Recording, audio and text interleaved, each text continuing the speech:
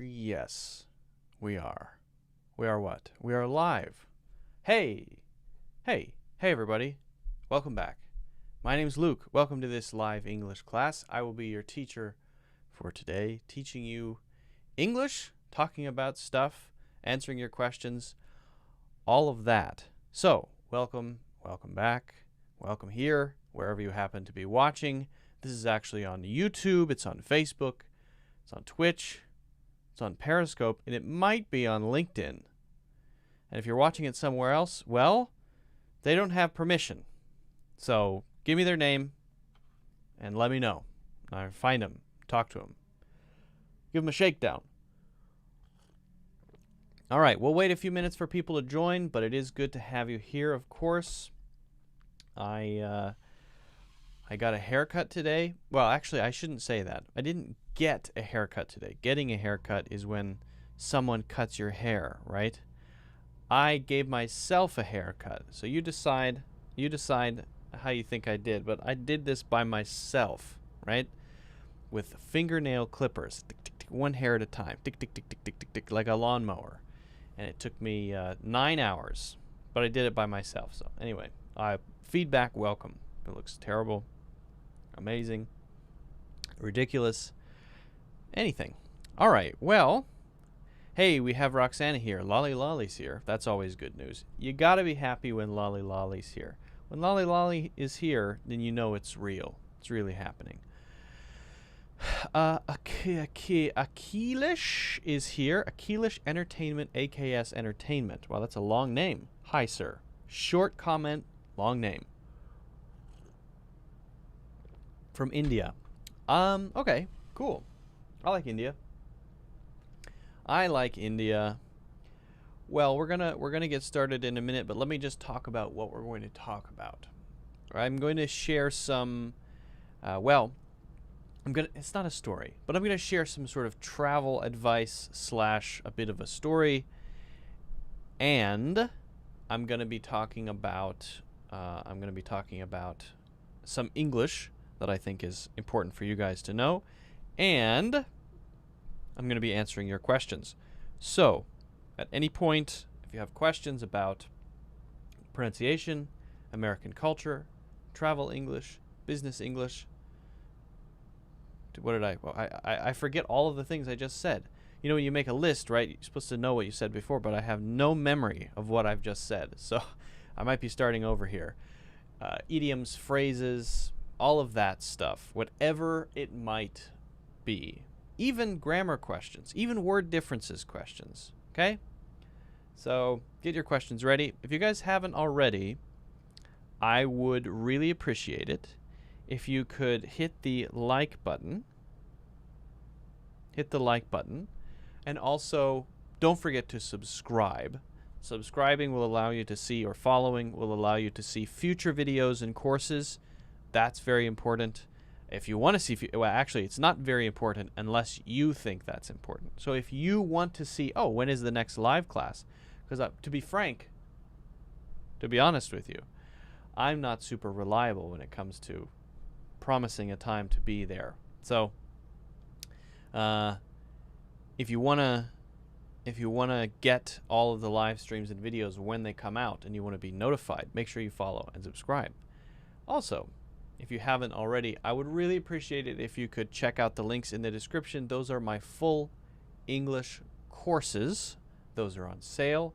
There's a discount just for you guys. You can check out that discount in the links in the description. Okay, so just to recap there, like button, subscribe, follow, and links in the description for courses. Might be the second link. Anyway, it's one of the links. JULKARIC says, habla español? No habla. Should I say habla or hablo, right? I feel like I should say hablo because isn't there a rule about that? I haven't taken Spanish since my second year of high school, so I forget most of everything. But I know that it does change by gender, right? You have different different ways to conjugate the verb. We learn it when we learn Spanish in high school. We learn the boot, right? It's shaped like a boot. And then there's gender, I know, but that's about all I know. Okay. All right. See if I can... I can't do that. Well... Hey, Tika's here. Welcome, welcome. Tika's here. Tika's here. Mohammed is here. What do you drink? Do you mean when I have a drink? Or do you mean what I'm drinking right now? When I have a drink, if I have a drink, when people say a drink, they mean alcohol, right? I like whiskey. Bourbon is good. And gin, I like. Once in a while, I like red wine, but not too much. Yeah, that's what I like to drink if I have a drink. What am I drinking now? And that's the question you'd want to ask. What are you drinking? I'm drinking hot black coffee. That's what I'm drinking. It's necessary for me to function. If I don't have it, I can't function, which would be terrible if I didn't function. What does that in Spanish? I don't know the answer. Razor, stop your dirty talk and ask me a question I can answer. All right, guys. So I do want to talk a bit about travel, and then we'll get into your questions. So get your questions ready, okay? Am I a coffee lover? Yes, I am a coffee lover, Tika. I am a coffee lover in the highest degree, for sure. Is it Colombian coffee? No. No, it's not. Sorry. I like Colombian coffee. I went to a coffee farm in Colombia, a coffee farm in Medellin, and that was very interesting. That was awesome. I really enjoyed that. If you guys ever go to Colombia and you go to Medellin, that city, there's a cool tour you can take, and you actually get to do the process, which is interesting. Kareem says, hi, how are you doing? I'm doing very good, Kareem. How are you? Leandro says, WY, some verbs we use word to connect other verb, but some verbs we don't use. For example, I can get and want to gonf. I think you got to try, maybe try that question again, Leandro. Try that one more time. Not quite clear on your meaning there. Have you ever been to Indonesia? And what's your point of view of Indonesia?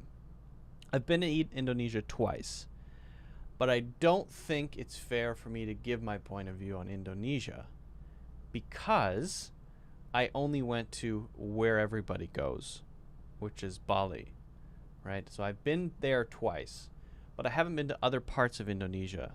So I think if someone were to judge the United States based on what Hawaii is like, I would say, well, that's probably not a fair comment or opinion about the United States in general. So you got to kind of visit around a little bit.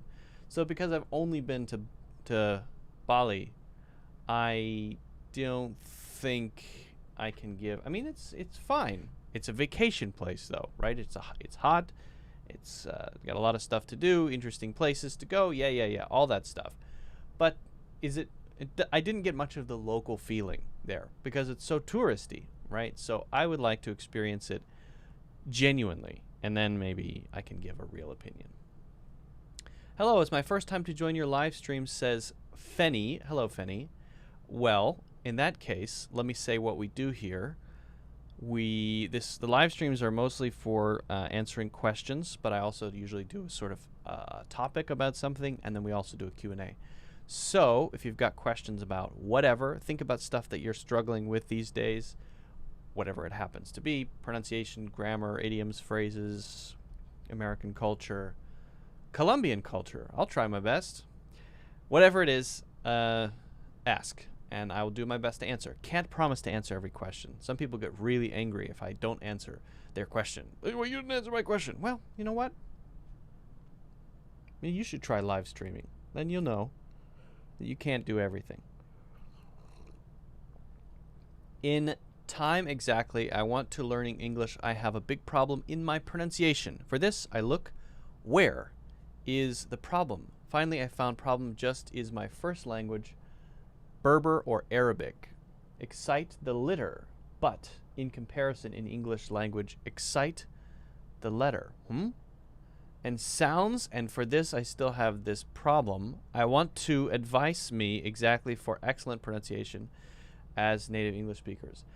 Brahim, I can tell you're using a translator. I want you to try to write it on your own. I think you've translated it using a translator, and I can tell. And for that reason, it's kind of hard for me to understand it. So don't use a translator. Roxana says, we drink mate here, and there are different tourist places. For example, Ushuaia and Calafate. Beautiful places. Ooh, I'm sorry if I don't pronounce that correctly. Thank God you know that Bali is part of Indonesia. I think Bali is really famous for foreigner people out there. Yeah, it is.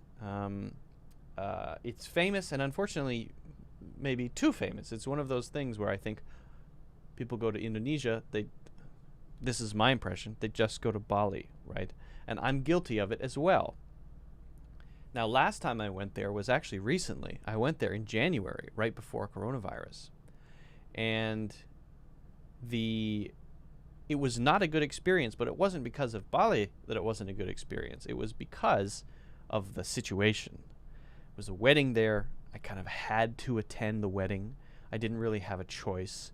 I didn't really want to go. I had to spend a bunch of money just to fly there to a wedding I didn't really want to go to. And then I was one of the only guests at the wedding. So it was actually just a photography wedding. It wasn't a real wedding. The real wedding had happened before.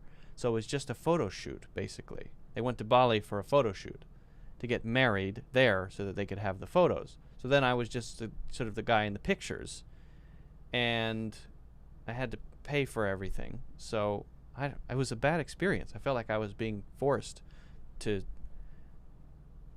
be in a photo shoot around the world and spend tons of money to get there. So it was a negative experience, but not because of Bali. Nellie likes the haircut. See, I was asking Nellie, but no one was here at the time when I just started. This is the thing. This haircut just happened, and I did it by myself. So I don't know what if you can tell, but I cut my hair by myself today. I did it by myself using fingernail clippers, one at a time, one hair at a time. And it took me 9 hours.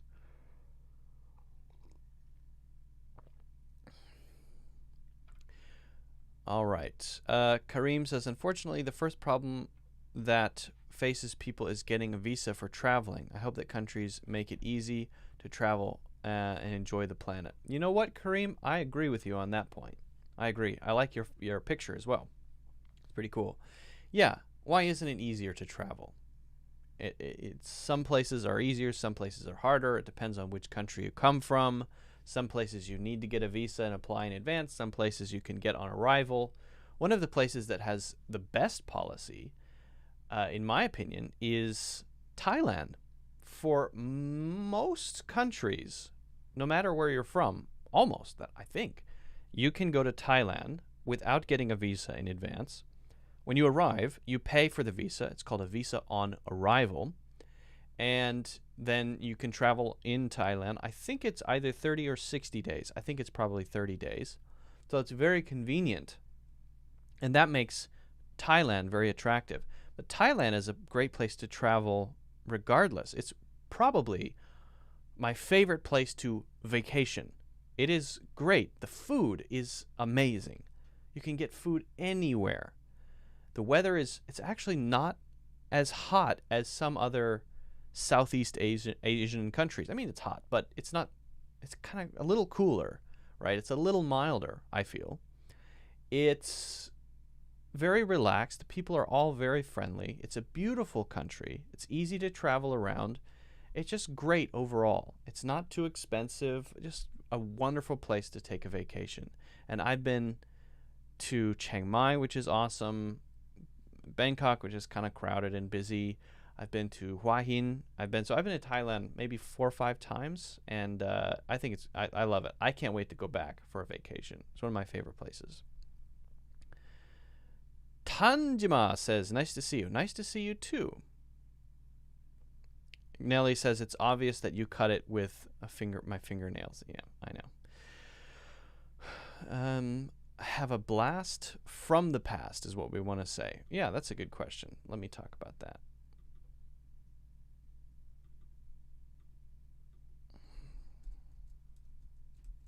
Let me just make a small edit here.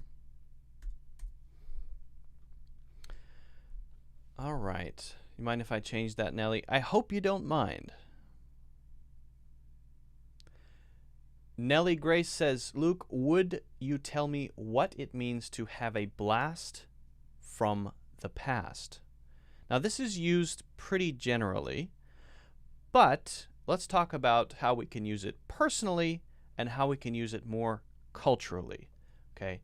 Well, a blast, one meaning of blast is to have fun. Oh, if we say that was so fun, we said that was a blast. That was a blast, right? Another meaning might be some sudden, shocking thing. I think we're more talking about the first meaning, more the fun thing, right? If something comes from the past, that means we're remembering it. It's not here now. Okay, so how would we use this? Some good thing, some positive thing, usually something interesting or fun, that's being remembered about the past. Usually this is going to be something that we didn't maybe plan, we didn't expect that we would see or experience or remember or do, that references some previous time, previous period, previous thing, whatever it may be. So if you look at your old high school yearbook photos, or if you look at photos from a trip that you took when you were 13 that you had a really good time on, after you do it, after you look at all of those photos in the photo album, you can say, wow, that was a blast from the past, because it brings up all of those memories from the experience, right? You had the experience a long time ago. You haven't thought about that in a really long time, right? And so when you re-experience it, all of those memories come flooding back. In fact, we can say that. We get a feeling, perhaps a wave of nostalgia. We feel nostalgic, a wave of nostalgia, right? And we might then comment, that was a real blast from the past. That was a blast from the past. Now, that's more of a personal thing. Is it only for albums? No, not necessarily. We could hear a song. We could see a movie. Maybe there's a movie we used to watch, Home Alone 2, right? It's on TV and you watch it. You hadn't seen it in many years. That was a blast from the past. It reminds you of your childhood. To be clear, it doesn't have to be childhood. I'm just using that as an example to kind of simplify it so you can really understand this. Okay, so that's that. What about the cultural stuff, right? Well, what if you see someone walking down the street wearing bell bottoms? Do you know what bell bottoms are? Bell bottoms are a type of pants that are fairly tight around the thighs, but then around the knee point, they go outward. They swoop outward like a bell. And so they're called bell bottoms. Now, if you see someone wearing bell bottoms today, 1970s, they're walking around, you might call that a blast from the past. That doesn't mean that you lived in the 70s and you experienced the 70s, but that was a fashion trend in the 70s that you don't really see today. You don't really see that often. So that is not so much, oh, what a good experience I had back then that I'm remembering. That's more like, here is a thing which is from the past, that was popular in the past, that's kind of returning to the present, and there it is over there, right? It doesn't have to be fun in the same way, but we might call that a blast from the past, a blast from the past, okay? You could describe it that way. Look at that guy's pants, bell bottoms? Yeah. Well, that's a blast from the past, okay, as a comment, as a comment. So that's usually how we use it. It's fairly common. And again, the focus here is maybe one is on the personal memories, personal experiences, and the other might be on more social, cultural trends and things like that, like the bell bottoms. All right, so hopefully that's clear. Good question, Nelly. Nice one. If you guys haven't already, hit the thumbs up button. Don't forget to subscribe or follow so that you can see future videos, and check out my full English courses, which are discounted on sale just for you guys in the links in the description. Yes, bell bottoms I think is one word actually, Nelly. I think. I could be wrong about that. Maybe it's two words. It's actually an interesting track where things that started as two words often become one word, like cell phone. That's written as one word. There's actually, I think I saw a picture of it somewhere where there's this sort of track of words that started as two words side by side. Then over time, there was a hyphen between them, started using the hyphen. And then gradually, I think it might have been greenhouse. You know how greenhouses where you grow plants, you can do it in the winter because you're using the raised sun to trap the heat. Okay, I think it started out as two words, and then there was a hyphen, and now it's written often as a noun as one word. So there's sort of this evolution of words. Kareem says, my profile picture is a character from Egyptian comedy TV series called Al-Kabir. You can Google it. Okay, I will. It is pretty cool. I was hoping that this was you, Kareem. If that's you, I have a great admiration for that mustache. Oh, if I could do this thing here and curl it up all the way down, it doesn't grow out that thick for me, right? But if I could do that and make a sort of curly one, that would be great. Dream come true for me. Dream come true.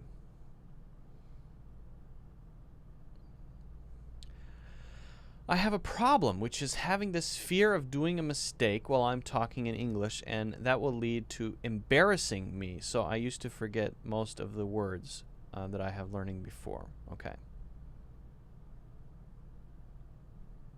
That's a good one. Okay. So someone says, I have this problem, which is having this fear of doing, we should say making, a mistake while I am talking in English.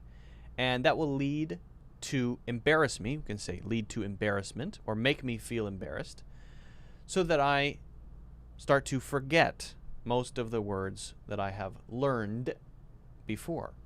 And this is a very common thing, right? When I feel nervous, I tense up. I don't feel relaxed. I can't perform well. And recently I've been driving again. I haven't driven much in the last 10 years. I've been driving again. And maybe it's because I've had a couple of car accidents. I just feel nervous, right? And because of that, my performance as a driver is negatively impacted. I don't drive as well. When I was 18, driving all the time, I was so relaxed, you know, driving a manual transmission car, just super relaxed driving around, very confident driver. I had a couple of car accidents. I didn't drive for about 10 years. Recently got a car, started driving again. It's not hard to drive, but I feel a little bit tense. And I mention this because I think it's the same thing that's going on. And it's the same for public speaking, right? If someone is not used to public speaking, they get shortness of breath, they can't breathe, their heart rate goes up to 145 beats per minute. Can't remember what they were going to say. Their voice starts shaking a little bit like this because they can't talk. Why is this? What is happening? Your first match. You're a professional athlete. You finally made it. Basketball, football, whatever it is. First game. First match. How do you feel? Nervous. nervous. Thousands of people watching you on TV. Everyone's been talking about, will you perform? Will you do it? Will you succeed? Is this person as good as we think they're going to be? Don't disappoint us. That's the feeling we get. And the common denominator for all of this is not having enough experience doing that thing. And as a result of not having enough experience doing that thing, we then feel nervous, tense up, and that causes us to make more mistakes. This is not an English language issue. This has nothing to do with English. This is basic human psychology, basic human, normal human behavior. So first you have to accept that this is a bigger thing. It's not about English. If you were learning French, it would be the same when you try to speak with French speakers. And I'm sure that you have felt this maybe the first day of school, the first day of work. So what happens then is the more you do it, the more comfortable you get, the more confident you get. If you speak in front of 500 people every day, you will become a very comfortable, confident public speaker. Trust me, trust me. It just takes practice. You do it a lot, you get experience, you learn things, you start to relax. When you start to relax, what you want to say, what you want to do out on the field if you're a football player, how you want to drive confidently or whatever that may be, all of that starts to flow out of you easily because you are more like water, because you're not tense and nervous. So this is a long way of saying all you need to do is find ways of speaking with other people more. Now that's easier said than done, but there are ways to do it. It may be joining a speaking club in your city or a meetup. Find an online meetup group. There are lots of online meetup groups happening now, and you don't have to be in that city now because most of them are happening online these days. So if you go to something like meetup.com and do a weekly meetup group where you share opinions or discuss a book or whatever it is, you will have the opportunity to speak. The more you do that, the more relaxed you will get. Again, don't ask for corrections. You don't even have to ask for feedback. Just practice. Just speak. And the more you do it, the more relaxed you'll feel. And you'll find that those things that you weren't able to make come out of your mouth, they will start coming out of your mouth. So that would be my suggestion. Find more people to practice with. And you have a great opportunity to do it now because so many people are doing that online. You are no longer strictly tied to your physical location, to the city where you live. You say, oh, I live in a place where there are no English speakers. Yeah, but there are a lot of English speakers on the internet. There are a lot of groups that you can join for free. There are other places where you can practice speaking with people for free. If you want feedback, get a teacher. It's not that hard. So just find ways to practice, and you will find that you relax, and it will be easier for you. I promise. All right, guys, good question. And if you haven't already, make sure you hit the like button. Don't forget to follow, subscribe, and check out my full English courses in the links in the description. If you're interested in improving your English, if you're serious about that, check those out. They are on sale. All right. Good question, good question, good question, good question, good question.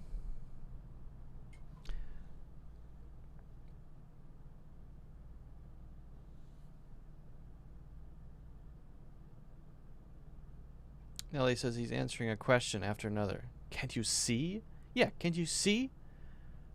Yes. Harry, how can I answer your question while I'm answering another question? Do you think that there are two of me? And also, I can't answer every question. Honestly, if a question is not that interesting, I don't answer it. I don't answer it. What is the meaning of doable? Doable is very similar to possible. And we say it in a very casual way, maybe at work. Is that doable? Yes, that's doable. It's like saying, is that possible? Can you do that? Is that something you can do? Yes, I can. Yes, it's doable.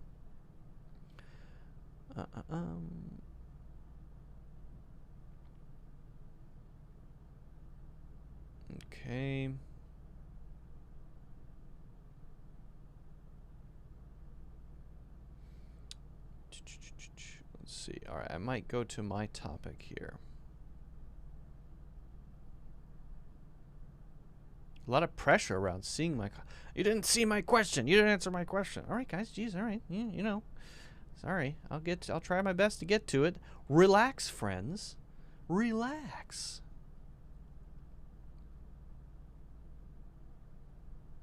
Many places, Tika says, many places in Asia are cheaper than in Europe for Americans and Europeans to visit.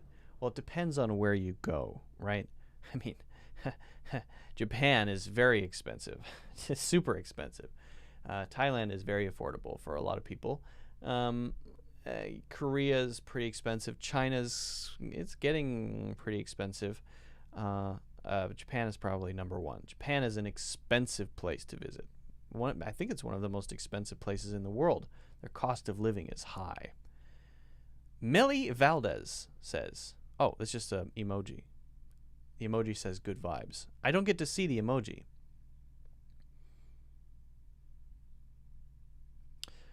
Okay. All right, guys. So I will try to get to some more questions after, but I do want to share something today, sort of an experience, if you don't mind. I want to talk a little bit about volunteering and kind of share a story, plus talk about why I think volunteering is really cool. It's one of the most interesting things I've done.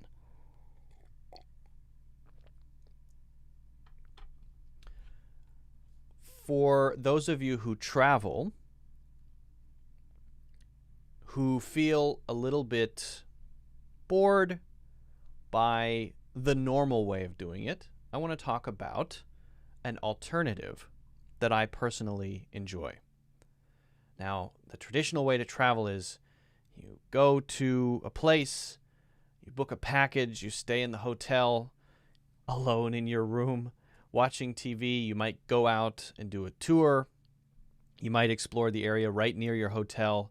You might sit by the pool or the beach and pretend to read a book as you sleep, right? Well, this is the normal thing. Personally, I'm not super interested in this way. I prefer to do stuff when I travel.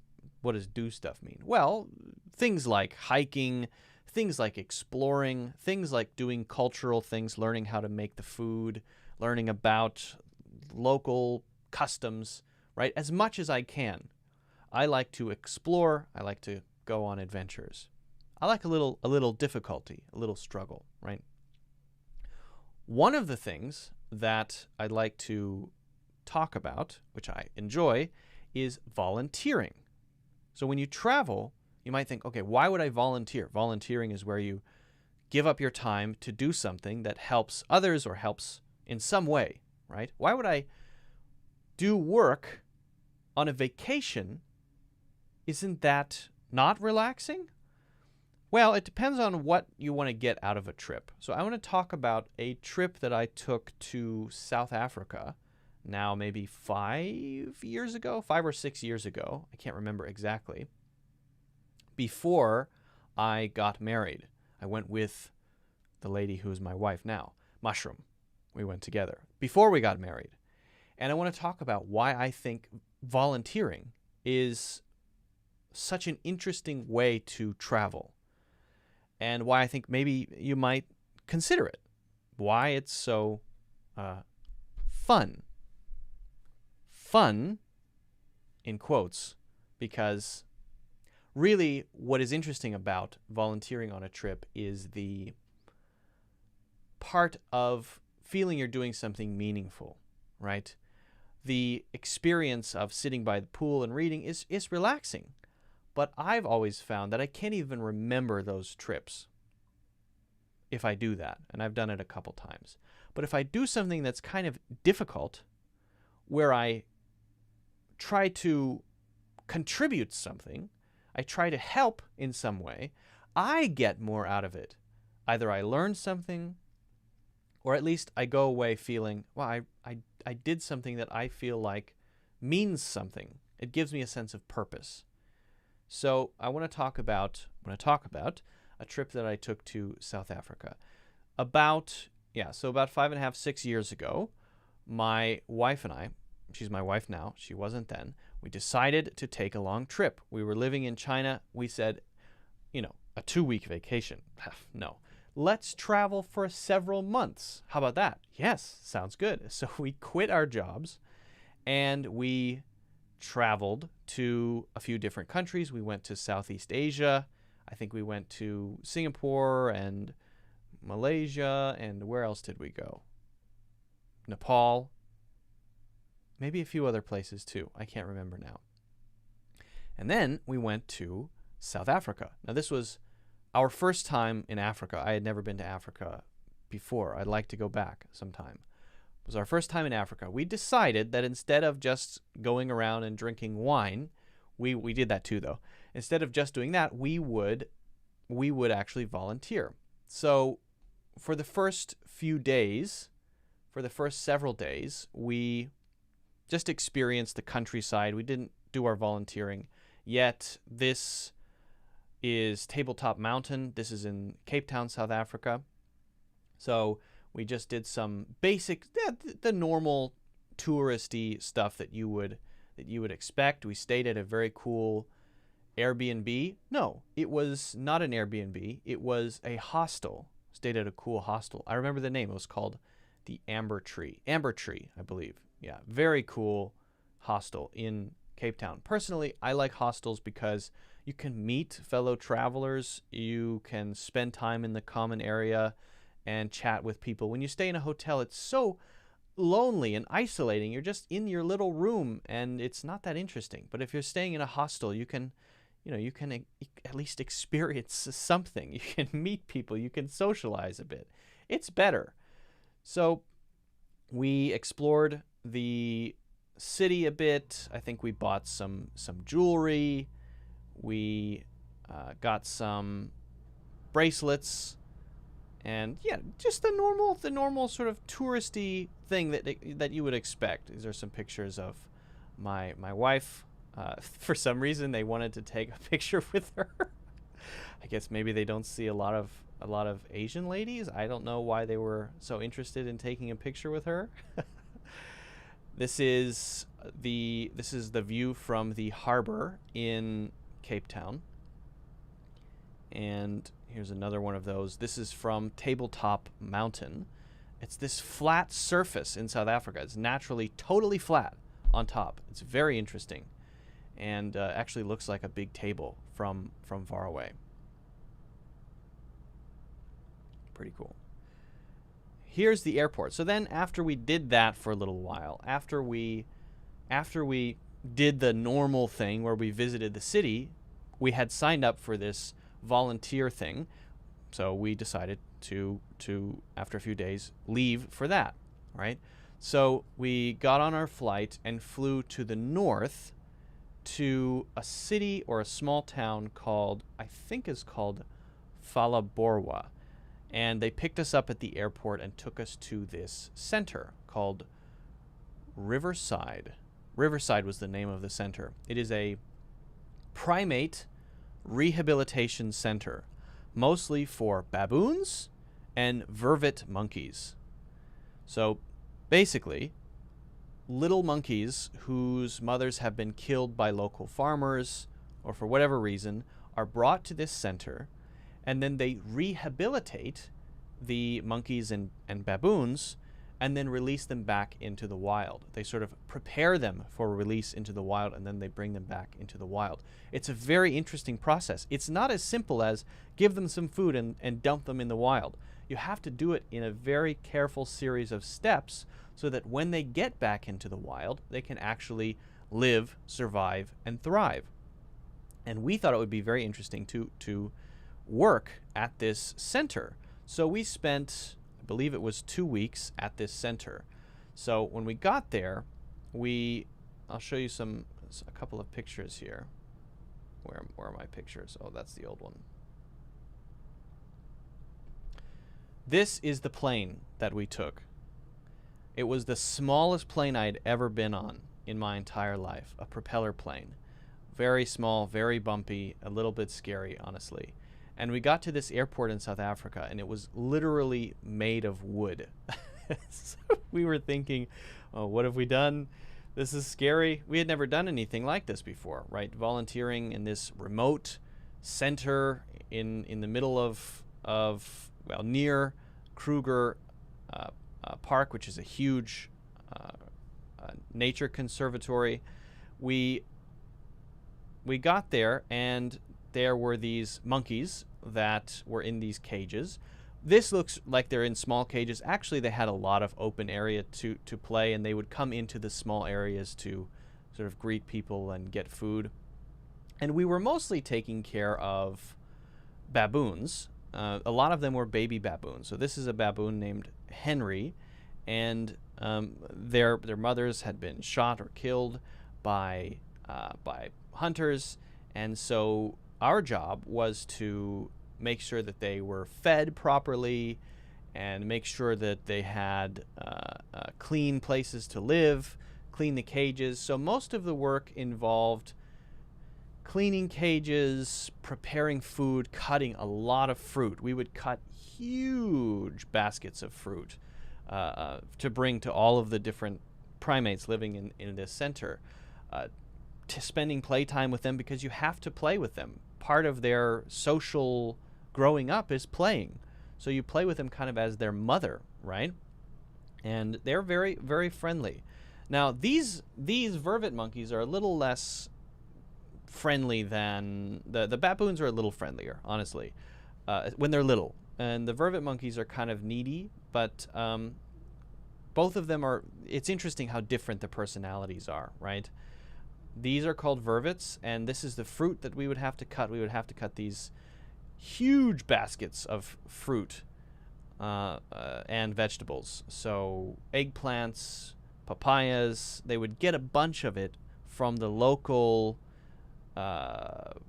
supermarkets that they were throwing out for that day. It wasn't rotten; it was still good fruit, but it had just reached its deadline, so or its date. So they would throw it out, and they would give that to the monkeys, which is still perfectly good to eat, actually. I actually ate some of it. It was just fine. Then playtime. This is that's Mushroom there in this picture with a baboon. I forget that one's name. Some of them were bigger, so as you can see, this one's a little bit bigger, still young, still playful. As they get bigger and bigger, you really can't play with them anymore because they'll rip your face off. They're very, very strong, very powerful. This is not me. That's one of the guys. That's the guy who picked us up at the airport, and the baboon is playing with his face. That's me. That's me. So we would spend time with them at the pool. There's a swimming pool there, and they would jump into the pool and jump around and play. Very, very playful baboons. So that was probably the most fun part of doing the volunteer experiences. The play part, cleaning the cages, not so fun. Feeding, chopping fruit was pretty fun. One thing that happened that was quite scary was there's a snake that lives in Africa called a black mamba, and Mushroom was cutting fruit, and then she left the fruit cutting area, and a minute later we heard a gunshot. We thought, what was that? Very nearby where she was cutting fruit.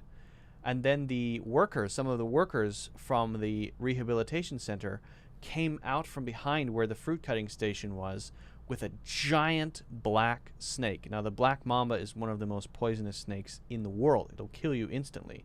It had been right near where Mushroom was cutting fruit. That's where they had shot it. They had shot it and killed it. If it had bit her, she would have died instantly. Very likely. So, yeah, that's it's scary. Kind of scary. But anyway, she's okay. She didn't get bit by the snake. But it was very near where she was, so that was scary. This is walking to the pool area. You can see that it's not small cages. These are enclosures. So actually most of them live in these enclosures. They have a fence around it, but inside is a huge area, very similar to the conditions that they would have in the wild, and that is for the older baboons to experience what it's like to live in the wild, and they slowly adapt them to living in the wild, which is pretty cool, actually. Very cool. We then got some little tiny baby vervet monkeys. Now you might be thinking, wait a second, is that the same type of monkey as this one? Yes, when they're little, their faces are lighter colored, and then as they mature, their faces and their ears get darker for some reason. They have darker faces. So when they're little, they look like this. And they basically were helpless. Their mothers had been killed by hunters, and so we had to take them into our rooms and sleep with them at night. I would every night have a monkey here, and I think another one here, on my pillow, because basically you're their mom. They don't have anybody else. They need something soft and furry to hold on to, right? So you sleep, and there's a monkey on you. Basically, that's how it is. And then you wake up and you feed them with a baby bottle. They have milk, and you have to wake up at 3 a.m. It's like being a parent, right? So I would wake up every morning, and my pillow would be covered with pee. They would pee all over the back of my head, and my pillow would just be covered with wet pee, and I would have to take a shower. Of course, that's gross. That's disgusting, right? But when you're in the middle of it, you kind of just accept what happens, right? Because it's part of the experience of doing this. You have to do what you have to do to take care of these monkeys. So that part of it's just part of the experience, and that's very memorable to me. I don't think about that with sort of a negative feeling, right? I have a very fond, good memory of this experience, even though a lot of hard things happened, like waking up every morning covered in baby monkey pee. It's part of it. They don't hold their pee. They just pee on your head. I took a couple of pictures of one of the babies climbing a tree for the first time. So this is its first time getting used to the feeling of a tree, what it's like. This would be pretty much all day. The monkey would grab, they have very, very tight little grip. Their hands can grip on very, very strong. So they just grab onto your hair and stay there all day. And you just walk around and do your work, cut fruit, clean the cages, whatever, and you have a baby monkey living on your head the entire day. That's just how it is. This is Henry. Oh, yeah, this is Henry. Now, Henry is a baboon. So this is a vervet monkey, baby vervet monkey, just a few weeks old, 3 weeks old, I think. And then this is Henry. Henry is a hilarious baboon. He might not be hilarious anymore, but was a hilarious baboon. Very, very cute. He would always he was kind of a loner. All of the other baboons, baby baboons, very social, playing around. He always liked to be by himself. What his favorite thing to do would be to fill his two cheeks with papaya. So he'd fill up his two cheeks with papaya. Then he would walk over, he would wear a little diaper, right? He would walk over to a tree and sit in front of the tree with his legs spread around the tree and just sort of pick at the tree, look at the tree, play with the tree, and just look at it by himself, thinking his deep philosophical thoughts and kind of just chewing on the papaya. He really liked to be by himself. Definitely sort of a loner, a bit of a, not antisocial, but he liked to be by himself. And he's very, very, it's interesting how each one has a very distinct personality. Each vervet monkey and each baboon that we spent time with had a very distinct personality, even from a very young age. This is another one of a couple more of Henry, and then this is I can't remember this one's name. Maybe we hadn't named this one yet because it was so young, but basically it spent the whole day on my head like that. And this is another one with their diaper. Very cute diapers. Did they poop on my head? Not so much. I don't remember any pooping on my head, although I did get some poop on my clothes for sure. They pooped a lot. A lot of poop going on. A lot of poop, a lot of pee. This is the hut where we stayed, so we lived in this one. Now, one interesting thing happened while we were there. So we had to leave our huts very suddenly one time because we heard that there were some hippos moving through the area because this was next to a river. Now, hippos can be very dangerous. They can be deadly, so you have to be quite careful. So we had to leave for about 25 minutes because we heard these hippos were coming in, wild hippos. So we got out of our cabins, and while that was happening, our cabins were robbed. Some local villagers from the local village came, broke into all the cabins, and stole a bunch of stuff. Some shoes got stolen of mine, hard drive, some things like that, some clothes. So that was, yeah, it was inconvenient, but I wondered if they had planned the hippo thing, like warned that the hippos were coming and then gone in, because it was the timing was exactly the same. So I wonder. So that's the only time I've had things stolen from me before. That's the second time I've had stuff stolen from me. This was our hut. Pretty small, but comfortable, actually. Pretty comfortable. This is then after we finished, we traveled around a little bit more, and we got to see some animals on horseback.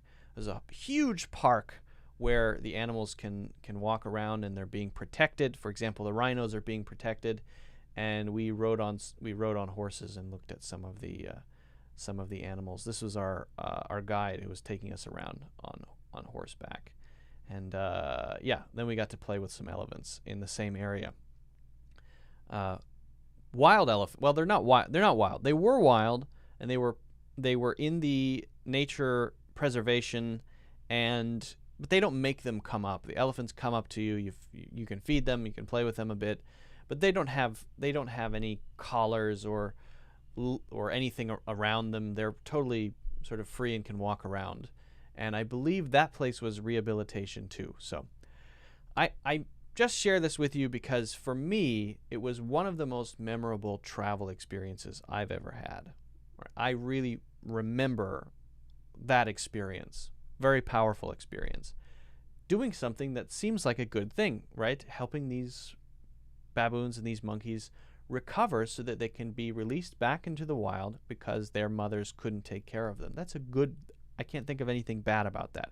It feels like a good thing when you're doing that. Yes, it's hard. It's a lot of hard work. It's not comfortable. You might be covered in poop and pee. But volunteering, I feel, as travel rather than just travel, brings meaning to the trip. Why just sit by the pool and read when you can do something that's going to be much more memorable, that you can feel proud of, that makes you, as you're doing it, feel like you're doing something meaningful, and you can make connections who have similar interests. It's great. Overall, it's a great experience. So I would recommend it. Next time you take a trip, think about other ways to travel. Do something that you haven't done before. Don't just relax because, well, if you like it, that's great. But will you remember that trip if you just relax? Will it be memorable? I can't remember any of those trips, but I can remember this one very clearly because it was a struggle, but it was a meaningful struggle, and I was doing something that I thought was important, right? So that's my take on volunteer travel. If you guys have any other questions about this, let me know in the comments. Don't forget to hit the like button. Don't forget to subscribe, and also check out my full English courses in the links in the description. All right. Melly says, oh my God, they're so cute, but I don't like to have one of them. Yes, you're not supposed to have monkeys as pets. Monkeys don't make good pets. You don't, some of them actually in the center had been pets, and then people realized the same thing that Melly is saying. Oh, maybe I wouldn't like to have a monkey as a pet is not a great thing, right? So the center will take those, and then they will try to rehabilitate them for release into the wild. It's sort of a schedule. They come in, they feed them, they take care of them, they socialize them with a group and kind of leave them alone so that they can get a feeling for what it's like to socialize with other members of their species instead of just being around humans. Then they move them to a larger enclosure where it's a whole troop, for example, of baboons all together. And there's a social status, there's an alpha male, you get your place in society, right? And then the last stage is to find a place for them, a perfect place for them to live, where they're unlikely to meet hunters, where they're unlikely to be killed in the future. They find a place for them and then get ready to release them. But the problem is, if they release them in the territory of another group of baboons, then they will be killed. So what they do is a very interesting thing. I think it's their innovation. They put all of them to sleep, and then they put them in the territory of other baboons. So by the time they wake up, all of the other baboons will have gone there and smelled them and got used to them, and they're already lower in the sort of power structure of the society. Baboon society is very complex. You have males who use cleaning to build social status, but they also have to think about strength. This is very complicated. If you come in and you're asleep, you're already sort of low in the social hierarchy of the society. And so that's how they start out, and they can slowly work their way up. That way there's no violent conflict. If they arrive and then they are there with the other baboons, then there's a war, basically. So what they do is very clever. They force them to lose the first battle immediately because they're all asleep. And then if they want to sort of move their way up the social ladder, they can do that. That's a way to naturally integrate them into the baboon society. Very cool, I think. I really like it. All right, let's see if I missed any questions. Sergio's here. Hi, teacher. Glad to see you again watching your live class. Can you please tell me the difference between face off and square off as applied to political rhetoric? Are they different?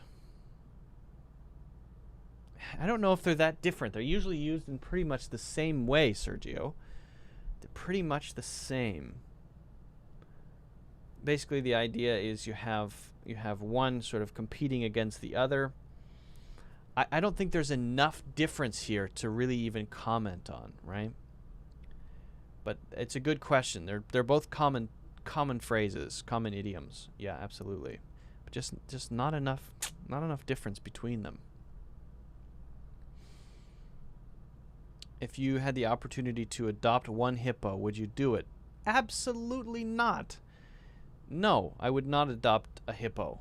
Unless I had a giant territory of land that was protected and I would go nowhere near the hippo and it could just live and do its thing, then, only for protection. But I don't think you want to own a hippo. That seems like a bad idea. That seems like a really bad idea.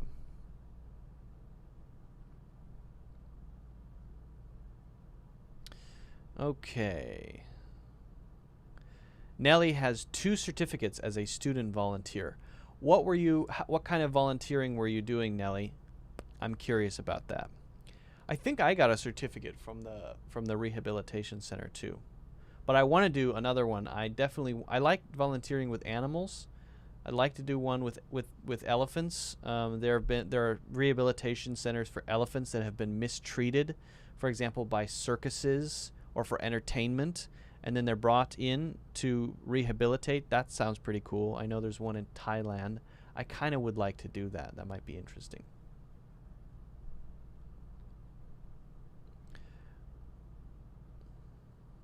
Hi, Luke. It's been a while. Amy says, hi, Luke. It's been a while. It's 3:47 a.m. here in Korea. What's the difference between what for and for what? Okay, that's actually a good question, but let me think about how to answer it.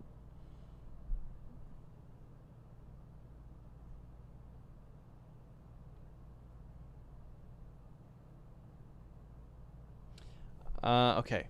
Yes, this is a very good question, but it's complicated to answer. Very good question, actually.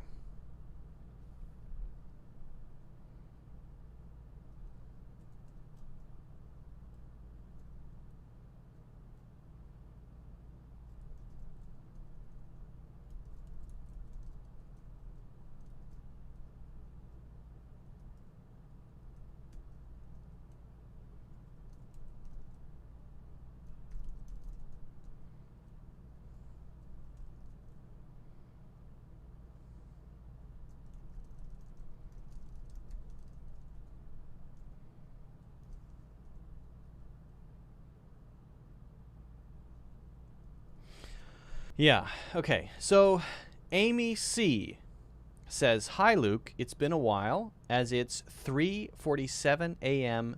here in Korea. North Korea or South Korea? What's the difference between what for and for what? Now, you might immediately think, oh, same, right? No. This is very interesting. Okay? Let's say it like this.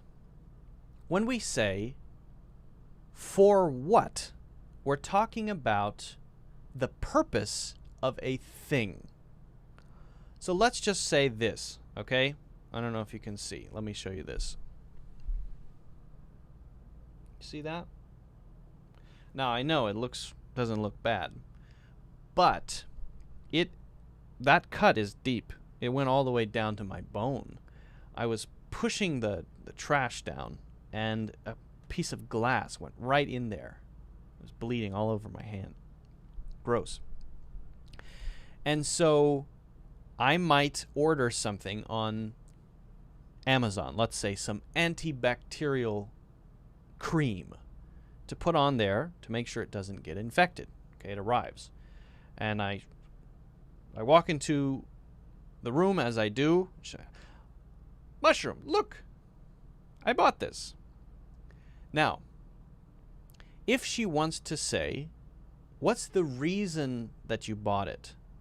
Right? Why did you buy it? Then I would say the thing I plan to do with it, right?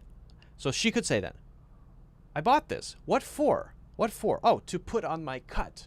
To put on my cut. So I'm talking about the thing that I'm doing. She could replace that with why. Why what? Why did you buy it? I bought it to put it on my cut. I bought it to put on my cut. Oh, okay. So we're talking about the reason that we do a thing. Why do you do that thing?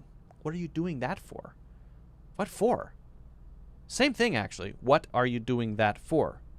Shortened to what for, right? Oh, I'm doing this. I do this for 30 minutes a day. What for? I want to exercise my face muscles.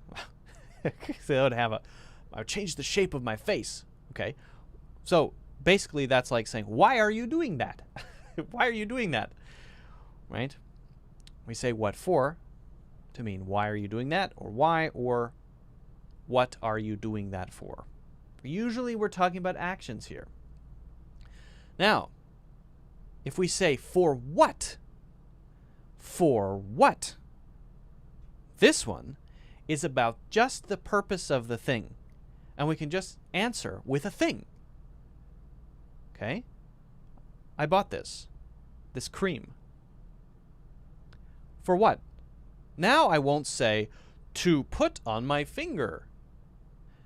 Now I'll say, oh, for my cut. For my cut. So when we say, what for, we're talking about the action usually, and not always, but usually we're talking about the thing we're doing. If we say for what, we're talking just about the noun.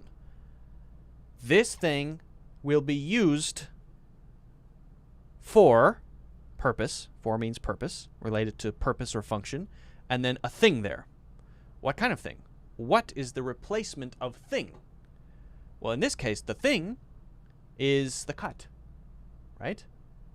It's for my cut. This is for my cut. You could say that as a sentence. This antibiotic cream is for my cut.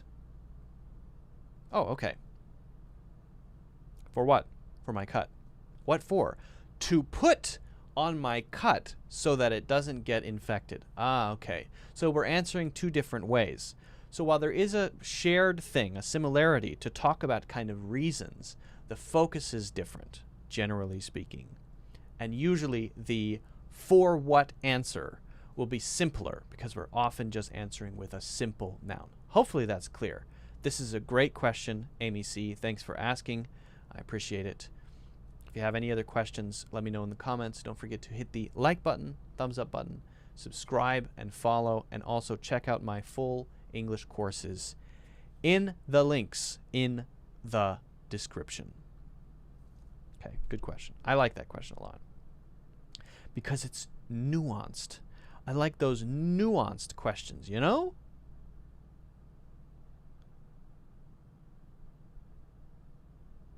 Pause? What's pause? Pause what? What pause? 3.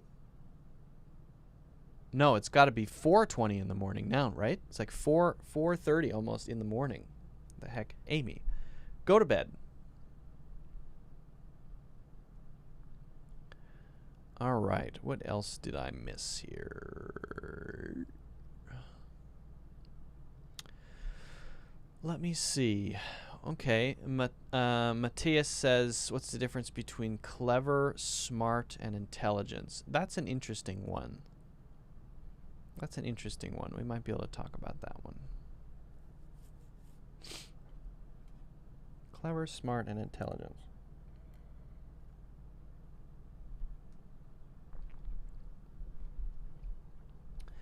Here I think it might be a good idea for us to do a little bit of, maybe we can do a little bit of exploration. That might be a good idea. Give me 1 second.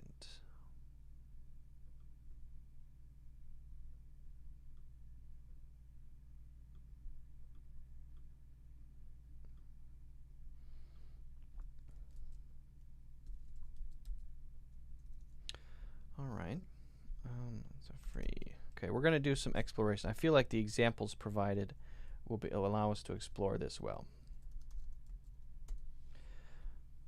I mean, I could give an answer certainly, but it might be more fun for us to take a journey.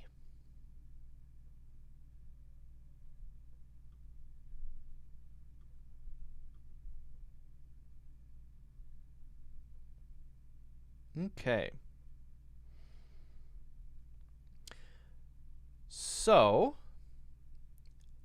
Matias Alvarado says, difference between clever, smart, and intelligence. And I would like to make a slight change here and say, instead of intelligence, I would like to say intelligent, because clever is an adjective, smart is an adjective, and intelligent is an adjective, whereas intelligence is a noun. So we got to be careful with the form of that, right? Now, let's just go over the general idea between these, and then let's do a little bit of exploration. And this way of exploration you can use to look at other differences between words, phrases, idioms, whatever. Okay?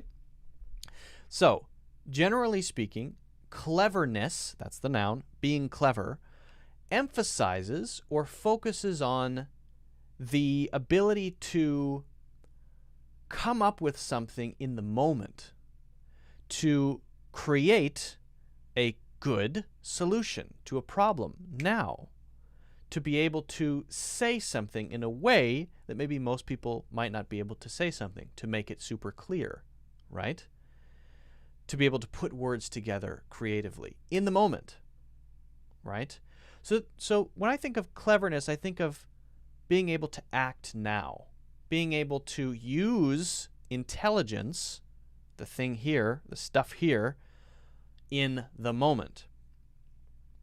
And it can be across a range of different things. It could be difficult problems, but it could also be language, using language. We often say a clever, maybe a clever turn of phrase. A clever turn of phrase is when we say something in a unique or creative way. What about smart and intelligent? Well, these are much more similar, right? When someone says someone is smart, usually it means it's the same thing as intelligent, but it's a little bit more casual. The feeling is a bit more casual. Now, let's say this is separate from looking smart in another way. Sometimes if you're dressed nicely and you're wearing nice clothes, you might, especially for guys, look smart. And that doesn't mean you look intelligent. That just means you look sort of clean and well-groomed. Right? You might maybe look a little bit formal as well.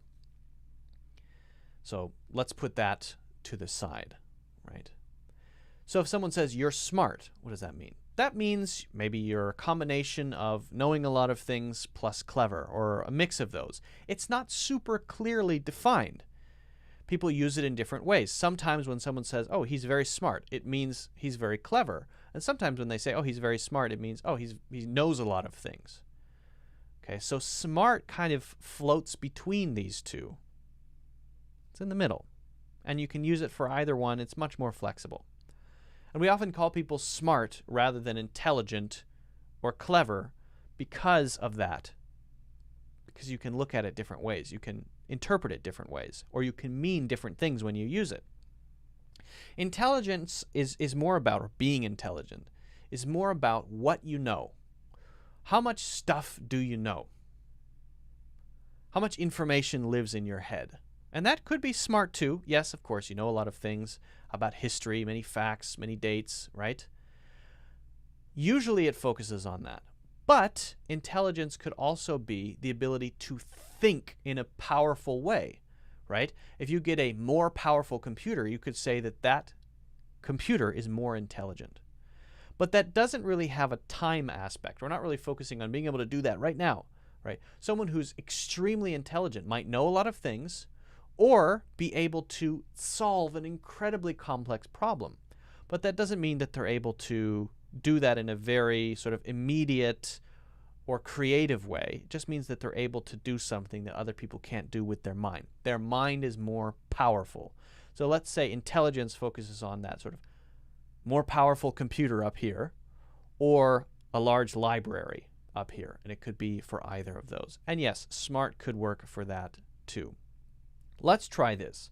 Let's pop over to the screen and look at, you can see, if you can see the screen, look at the definitions of each of these. So let's open up I'm looking at the free dictionary here, and let's just search smart. Search the word smart, see what we get. I like to explore this way. This is a great way to explore words. Okay, smart. Having or showing intelligence, bright, canny, and shrewd in dealing with others. Amusing, clever. See, both can fit inside, right? They're giving synonyms. And then we can see an example here in yellow, a smart quip. A quip is sort of like a joke, right? A lively, smart conversation. You could say clever as well there. Smart conversation means maybe we're talking about things in a way that when other people hear, they go, ooh, wow, right? Energetic or quick in movement, a smart pace. That is not so common. Not so common. Fashionable or elegant. That's the one I mentioned. A smart suit, right? Capable of making adjustments that resemble those or are like those resulting from human decisions. Okay? Smart missiles, smart machines. So that's sort of the being able to process in a computer sort of way, right? So we can look at these meanings and kind of understand it is the same as intelligent, but can be used for this sort of clever conversational meaning as well, which is similar to clever. All right, now let's take a look at clever. Okay, so let's search clever. Oop. Okay, let me zoom in here. Clever. Mentally quick. See, quick. The quickness is very important. And original. Bright. A clever student. Speed. Quick. Right? Skilled at accomplishing things, especially with hands. A clever carpenter. Crafty. Cunning. A hard-working kid who rose from poverty only to be duped by rich, clever bankers. That means the bankers in some way outsmarted this hardworking kid in a situation. A clever experiment, maybe a creative thing. So that's the creative part. So we get this sort of feeling of creativity or immediacy about this one, right? Oxen must be pretty clever to be bossed around the way they are. That is meant to be, I think, sarcastic. All right, now let's look at intelligent. Last one here.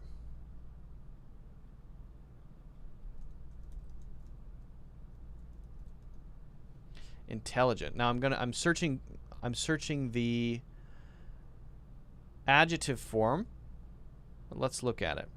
Wise, okay? Shrewd, having the capacity for thought and reason. The professor is an intelligent man. This is a little more formal feeling, right?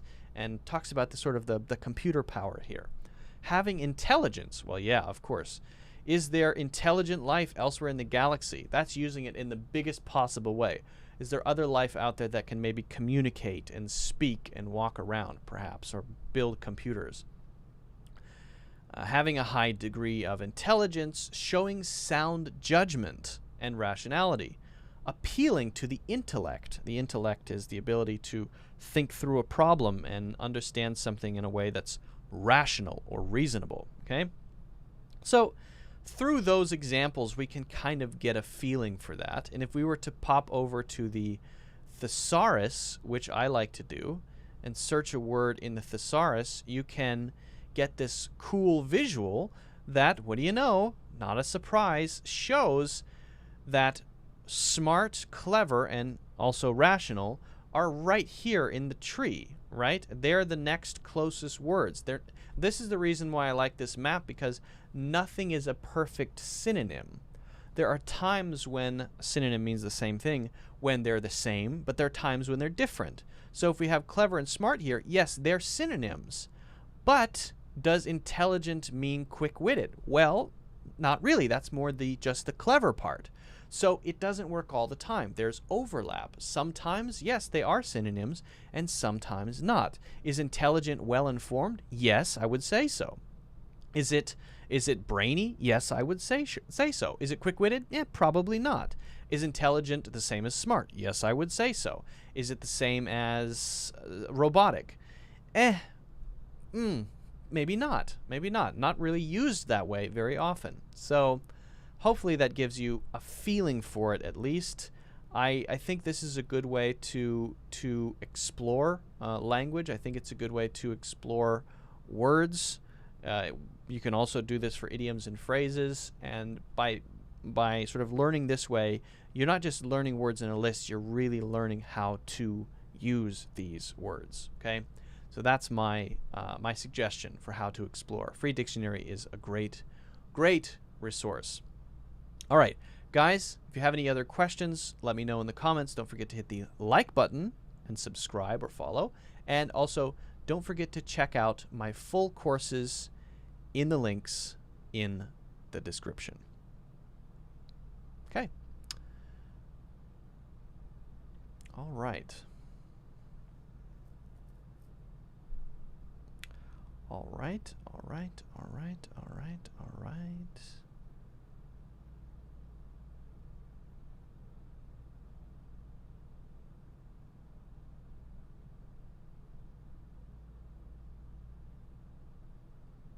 Okay. Let's see if I missed any questions here.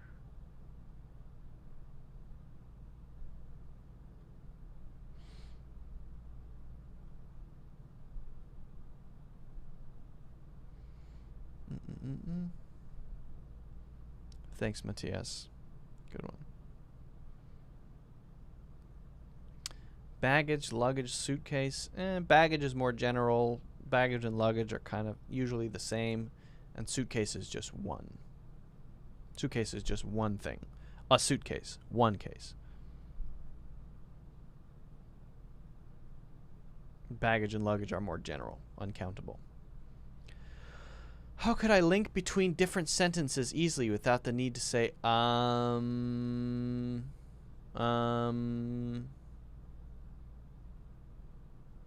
the best way to do that is to just continue your voice through. I've talked about this in other videos before, but you can say, for example, how I instead of how I. If you say how I, it's very hard, very harsh, right?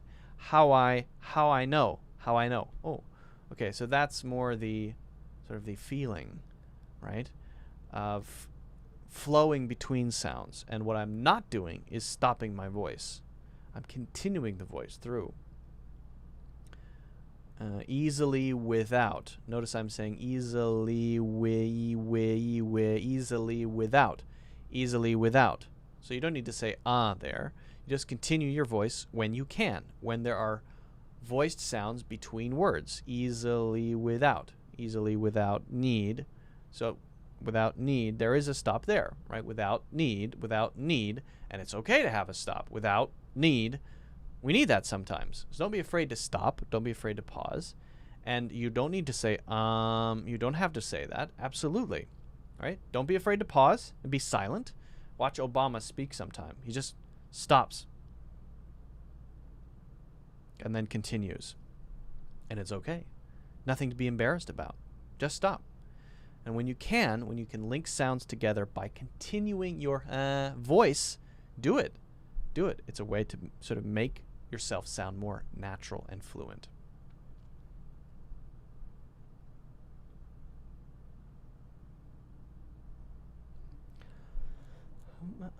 All right. I think we'll call it a day for today. What's the best way for you to recommend to memorize vocab? Fatma says, I study a lot of vocabs per day, but I still use the simple words. Yes. Well, are you learning them in context? Are you learning them in a sentence? For memorization, probably the most effective, simplest way is to use Anki, A-N-K-I. The Anki method is well known for being effective at mastering, well, let's not say mastering, memorizing things. But the question is, if we're memorizing words to use, that's a different story. Then I would recommend for every word that you learn, you do what we just did. You look at the whole thing in sentences, and then you make your own sentences. You practice them. Try to fit them in. That's why I recommend discovering words in books. If you want to do sort of all of this at the same time, read books, find words in sentences, write them down in your own sentences after you explore them in a dictionary, and then you have a sense for the usage of the word rather than just, oh, this is a word I've memorized. What is the usage? That's the most important thing. Okay, so you have to have a process in place, and it's harder, but it will make it more likely for you to remember the words. All right, guys. Well, I think we're going to stop for today. I really appreciate you all joining. I will be doing another live stream probably, I'm thinking Wednesday, but we'll see. And I'm definitely going to do one this weekend because I will be in Ohio. So I want to show you guys my hometown. All right, guys. Thanks for joining. Thanks for your questions. If I didn't answer your questions, maybe try again next time. And I will see you all in the next one. Amy says, which is more general, a year and a half or 1.5 years? A year and a half is more natural. A year and a half. Definitely a year and a half. A year and a half. Not 1.5 years. All right, guys. See you next time. Don't forget to hit the like button. I would really appreciate that. Don't forget to subscribe, of course, follow, and check out my full courses, which are on sale.